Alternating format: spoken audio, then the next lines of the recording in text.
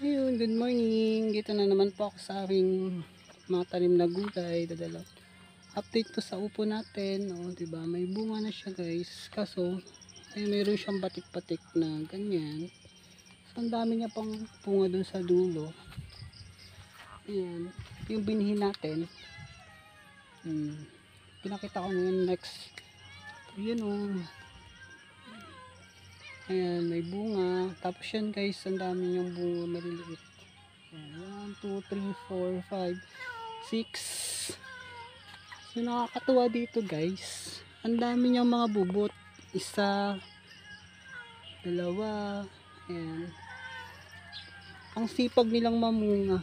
Sipag mamunga ng ating mga upo.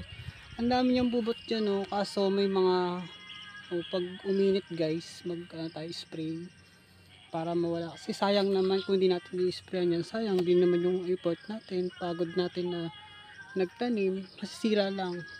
Kakainin lang siya ng uod. Sayang. So, ang dami niya pa man din bubot. Bali 2 days akong hindi umakyat dito sa taas. Pero nakapag-harvest kami nung nakaraan. Ayan. Diba? Kapag medyo kasi yan. Uod ba yan? Ayan. Yan ang update sa ating upo ngayon. Ayan yung upuan natin. Sobrang, yan ang ganda. Yan. Yan yung mga upo natin. Nakakatuwa lang, guys, kasi yung nakikita mo na namumunga na yung mga mga pinaghirapan mo. Ayan, ang dami yung, guys. Tignan nyo. Halos tikit-tikit yung bunga. Ayan o.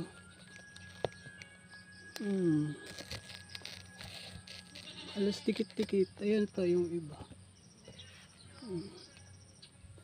Dahil pang bubot dito. Update ko kayo dito sa ibang may mga bubot-bubot pa tayo dito.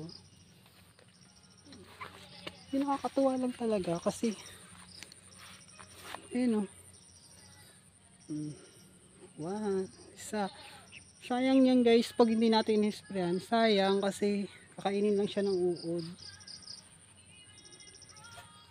Pero hindi naman natin binubugbog sa spray yan.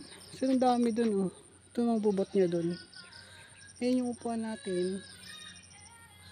Update lang sa upuan natin. Masaya lang kasi, masarap lang sa pakiramdam. No? Diba? Ayan. Thank you. Yan lang po yung update sa upo natin, guys. Hello po. God bless po. Yun lang po. Update. Bye-bye.